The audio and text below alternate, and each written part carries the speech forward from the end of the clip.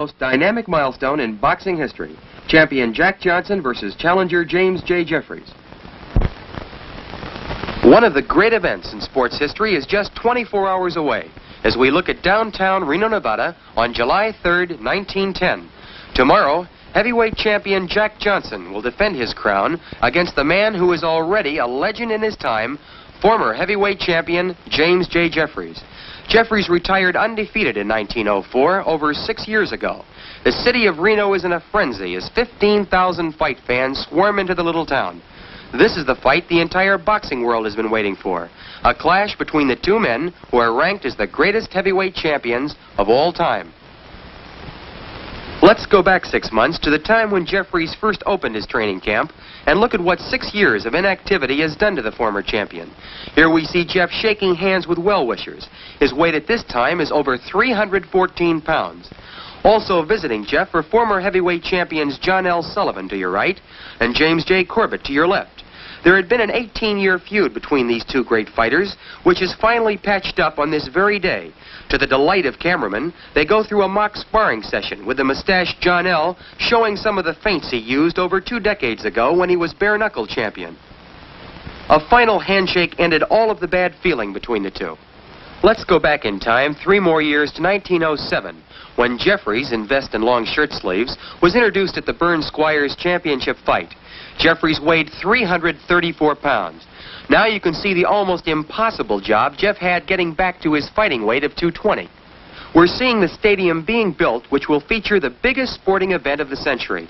This is the first time in pugilistic history that an arena has been built specifically for one special prize fight. The promoter is the fabled Tex Rickard, who paid $120,000 in gold to capture this sporting plum. It's now July 1st, just 3 days until Jeffries and Johnson enter the ring. Unbelievably, you are looking at a 226-pound Jim Jeffries. Jeff has done what many experts had predicted was virtually impossible. He has recaptured his fighting form and shed over 110 pounds in the process. On this particular day, he's loosening up in preparation for 3 rounds of sparring with the legendary Joe Shawinski. A crowd of over 1,000 fight fans is present to watch Shawinski, a man considered one of the great fighters of the era, demonstrate to Jeffries the various moves he used to whip Jack Johnson, the present champion. Shawinski, the smaller fighter in long white boxing tights, enjoys a unique distinction in heavyweight history.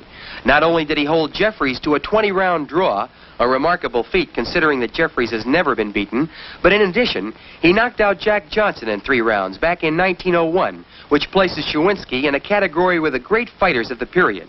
He thinks nothing of giving away as much as 100 pounds to an opponent and then proceeds to knock him out. Jeffries has said many times he considers himself very fortunate to get Joe to work out with him during these last days of training. Just 5 miles away, heavyweight champion Jack Johnson is working out with Jim Flynn.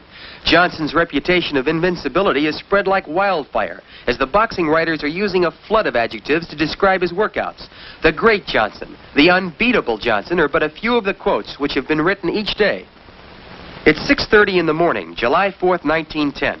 It seems scarcely conceivable that this seemingly carefree James J. Jeffries, in just 6 hours, will be in the toughest fight of his life against one of the greatest fighting machines in the history of boxing. At the same time, champion Johnson takes his morning constitutional. Now at 9 o'clock in the morning, the trains are arriving every half hour, bringing fight fans to see the match that has been billed as the Battle of the Giants. No sooner does one train unload when the next one pulls in jam to capacity. Outside the arena, 4 hours before fight time, $50 ringside seats are being scalped for $125 each. And in 1910, $125 represented the purchasing power of nearly $1,000 today. Inside the arena, the lucky fight fans with tickets waved to motion picture cameras 3 hours before fight time. Extensive motion picture coverage has been planned as the entire world waits for the results. 20 minutes before fight time, the light heavyweight champion of the world, Philadelphia Jack O'Brien, is introduced to the packed stadium. The next introduction, one of the great heavyweights of this era, Sam Lankford, affectionately called the Boston Tar Baby.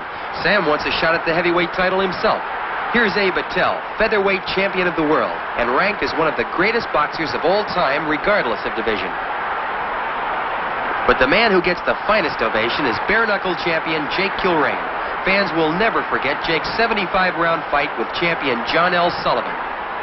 At exactly 3 minutes to 1, a hush settles over the stadium as champion Jack Johnson makes his way through the crowd. Jack always insists on being the first to enter the ring. He takes this superstition so seriously that it's actually part of the conditions of the contract. From the moment Johnson enters the ring, the big golden smile, which is his trademark, never leaves his face. A grimly determined Jeffries enters the ring 4 minutes later. 16,520 excited fight fans are on the edge of their seats as round 1 gets underway. The fight is scheduled for 45 3-minute rounds, and the temperature is 110 degrees of suffocating heat.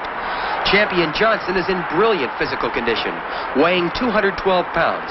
Jeffries, at 226 pounds, is fighting at the same weight at which he last defended the heavyweight championship in 1904 against Jack Monroe. It was a tremendous task for Jeff to get himself into the rock-hard conditioned fighter he is today.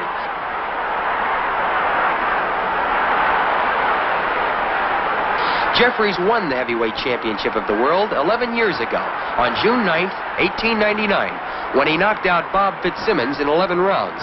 After successfully defending the crown 7 times in that period, between 1899 and 1904, he retired undefeated, having beaten every prominent heavyweight who wanted a chance at his crown. Round 1 draws to a close with both men conserving their energies, knowing there are a possible 44 rounds. As round 4 begins, neither fighter has gained a clear advantage. In rounds 2 and 3, the two men continued feeling each other out, searching for weaknesses, using early caution. The third man in the ring is none other than promoter Tex Rickard. For weeks, Johnson and Jeffries haggled about who should referee the fight. Rickard attempted to solve the problem by asking the President of the United States, William Howard Taft, to be the referee. When President Taft declined, Rickard then sent a wire to the famous British author of Sherlock Holmes, Sir Arthur Conan Doyle, who also respectfully declined. Finally, Rickard, who has never refereed a prize fight in his life, nominated himself as the third man in the ring. While he was in training, champion Johnson had read the glowing accounts of the giant-like strength of Jeffries. It said that no man living can tie Jeffries up in close. When Johnson heard this, he said that he was not only going to tie Jeffries up in the clinches, but that he was going to actually twist Jeff's arms behind his back in order to completely neutralize the strength of the challenger. Johnson lands a stinging overhand right, which is the best punch of the fight thus far, and round 4 comes to an end. We go into round 13 with the challenger Jeffries tiring badly. In rounds 5 through 12, Johnson has slowly but methodically worn Jeffries down with hard right uppercuts in the clinches and powerful lefts and rights to the body. The fight is definitely going the way Johnson has planned it. The champion is setting his own pace, letting the years of inactivity, the tremendous heat, and his own powerful punching slowly take their toll on the 37-year-old challenger. When Jeffries retired 6 years ago, Tommy Burns won general recognition as heavyweight champion by going around the world and defeating every heavyweight who laid claim to the crown. Burns lost his title December 26, 1908, just 2 years ago to Jack Johnson in Sydney, Australia, in a spectacular contest. Johnson returned to the United States and last year, in 1909, successfully defended his title against the middleweight champion of the world, Stanley Ketchel. This is Johnson's second title defense, and Jeffries is considered by far the most formidable opponent that Johnson has ever had to face. Both men are now feeling the effects of this tremendous heat, but it's the champion, Johnson, who definitely appears to be the stronger of the two. A smashing right hand by Johnson is followed by a jolting right uppercut. Champion Johnson is getting a $60,000 guarantee for this title defense, by far the biggest ever made to date. Jeffries' guarantee is $40,000, plus the astronomical figure of $75,000 for signing with Rickard for the fight. 1,500 never-say-die fans crashed over the fence when there simply were no more seats to be sold. In Rickard's financial breakdown of the fight, these same 1,500 crashers were listed as complimentaries. In the previous round, Johnson relentlessly pursued Jeffries all over the ring. Here in round 15, he rushes Jeff against the ropes and lands a hard right uppercut. He follows it up with 3 left hooks, and Jeffries goes down for the first time in his entire professional career. The crowd leaps to its feet at the shock of what's happened. Jeff rises and gets hit with a smashing left hook, which sends him out of the ring. Jeff's chief second, with the help of a fan, lifts him to his feet. Johnson rushes Jeffries across the ring, where he floors Jeff with a paralyzing right to the head. Rickard steps between the two fighters as Sam Berger, in dark vest and hat, rushes in and stops the fight to save Jeffries from further punishment. This startling conclusion puts an end to the most dramatic heavyweight championship fight in the last 75 years. James J. Jeffries suffers the first and only defeat of his entire professional career, while Jack Johnson successfully defends his World Heavyweight Championship.